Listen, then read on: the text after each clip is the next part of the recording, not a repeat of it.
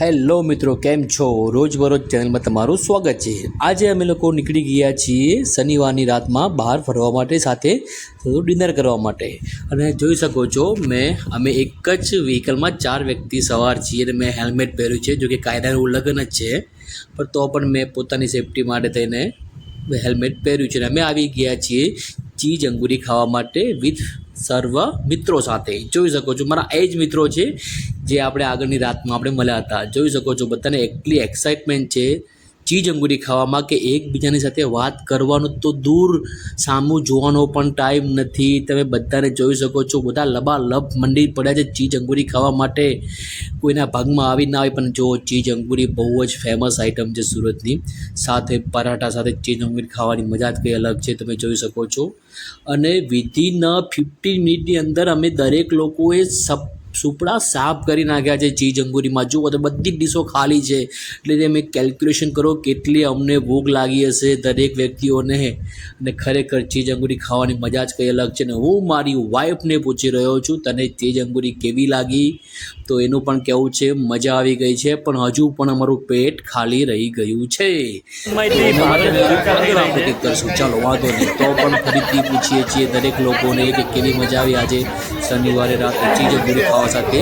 અને એકચ્યુઅલી દોસ્તારોની સાથે કંઈ પણ ખાઓ પણ એ મજા વસ્તુ અલગ છે। ને આ બે પાત્ર છે જે કંઈ પણ ટૉપિક વિશે લાંબી લાંબી ચર્ચા કરવા પડે। અત્યારે લોકોની ચર્ચા ચાલે છે કે દિલ્હીમાં જજંત્ર મમંત્રમાં જે ચાલેલું છે પ્રોટેસ્ટ, એમાં એક ભાઈ છે CJI ને આ ભાઈ છે કોંગ્રેસ, ઓકે, ને ત્યાં ઊભી છે એ ભાજપવાળી છે।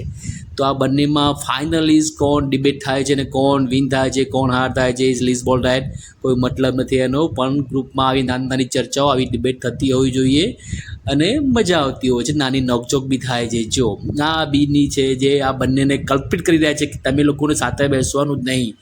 ઓકે ચલો મિત્રો, આપણે આગળ વધીએ છીએ અને અમારું ફાઇનલી અમે લોકો ઊભા થઈ ગયા છીએ હોટલમાંથી ખાઈને। અને અમારું બિલ તમે ન, અમે 6 મેમ્બરમાં 4000નું બિલ આવ્યું છે ચીઝ અંગૂરી ખાવાનું, તેમ છતાં અમુક લોકોના પેટ નથી ભરાયા, ખાસ કરીને લેડીઝ લોકોના, કે જે લોકોની ડિમાન્ડ છે। મયુરભાઈ કંઈ કહી રહ્યા છે કે હજુ રાઈસ ખાવાના બાકી હતા, નહીં તો અમારું બિલ 6000 પ્લસ થઈ જાત, પણ લેડીઝ લોકોની બીજી કંઈક ડિમાન્ડ છે કે અમને લોકોને કંઈક કશે લઈ જાઓ, તો અમે ત્યાંથી આગળ નીકળી ગયા છીએ। તમે જોઈ શકો છો આજે શનિવારની રાત છે, ટ્રાફિક થોડો ઓછો છે કારણ કે વરસાદનું વાતાવરણ છે એટલે લોકો બહાર નીકળવાનું ટાળતા હતા, પણ અમે લોકો તો મોજીલા લોકો છીએ, બહાર નીકળી જઈએ છીએ મોજ કરવા માટે। શનિવાર થાય એટલે તરત જ તમે જોઈ શકો છો, હું મારા સરને કંઈક બતાવી રહ્યો છું। ચલો આપણે આગળ મળીએ। હવે અમે લોકો નીકળી ગયા છીએ પાણીપુરી ખાવા માટે। પાણીપુરી દરેક લેડીઝની ફેવરેટ ડીશ છે, ભલે પેટ ગળા સુધી ભરાઈ ગયું હોય પણ અમે પાણીપુરી તો ખાવાના જ ના। નીલમ છે ને મારી વાઈફ છે, બંને સાથે મળીને પાણીપુરીનો ચસ્કો લઈ રહ્યા છે। જો આટલું ખાવા છતાં એ લોકોને પાણીપુરીમાં એટલું ટેન્શન છે કે ના, પાણીપુરી તો પાણીપુરી જ।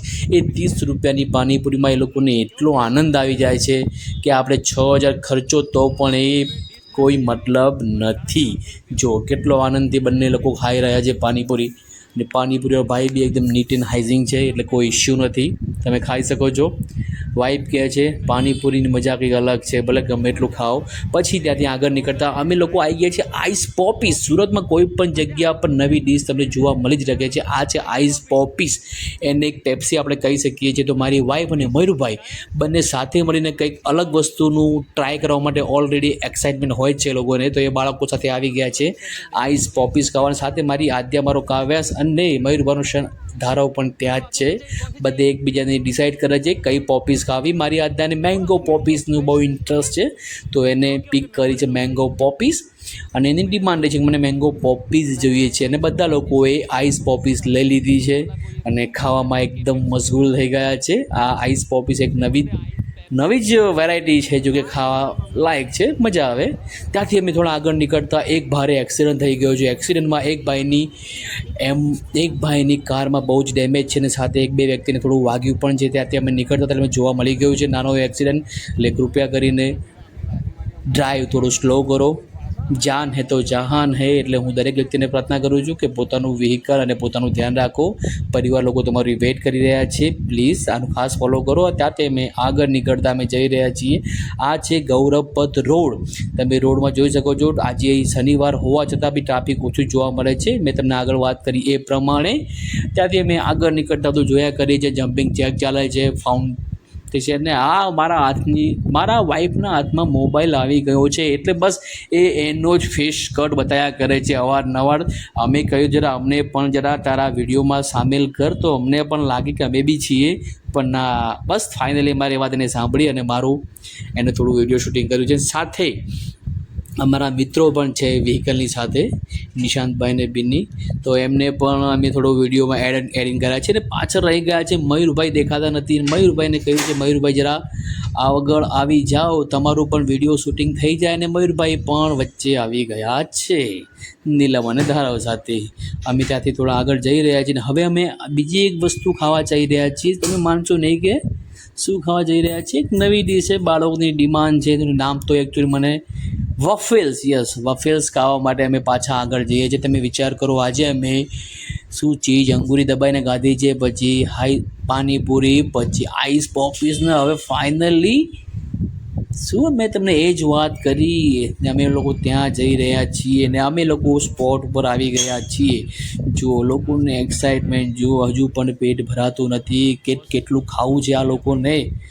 ને અમે લોકો ત્યાં વફેલ્સ ખાવા માટે આવી ગયા છીએ. બહુ ફેમસ વફેલ છે, અમારા કેમ્પસની બહાર કોમ્પ્લેક્સમાં છે, ત્યાં જ અમે વફેલ્સ ખાવા માટે આવી ગયા છીએ. ને અમે પોતપોતાની સીટ, આ છે મારી નાની આધુ, એ પણ એને જો હજુ આઈસ પોપીસ જ ચાલે છે ને અમે આવી ગયા છીએ વફેલ્સ કરવા માટે. પોતપોતાની સીટ અમે લઈ લીધી છે અને હવે અમે લોકો બધા વફેલ્સનું ડિસાઇડ કરજો કોને કઈ વફેલ્સ ખાવી છે. અમે એ પ્રમાણે, આ મારી વાઈફ છે એને પોતાની ડિમાન્ડ મૂકી દીધી છે આદ્યા સાથે કે મને આ વફેલ્સ જોઈએ છે. મારો સન અને ધારાવ પણ વફેલ્સ માટેની ઇન્ટરેસ્ટેડ છે. પણ આ એકચ્યુઅલી વફેલ્સ અમે બાળકો માટે આવ્યા હતા, પણ બાળકોની સાથે મોટા લોકો પણ આનો એન્જોય કરવા માટે એગ્રી થઈ ગયા છે અને બધે પોતપોતાની વફેલ્સ ઓર્ડર આપી દીધો છે. અને આદ્યા અને કાવ્ય બંને જણા એકદમ મૂડમાં છે.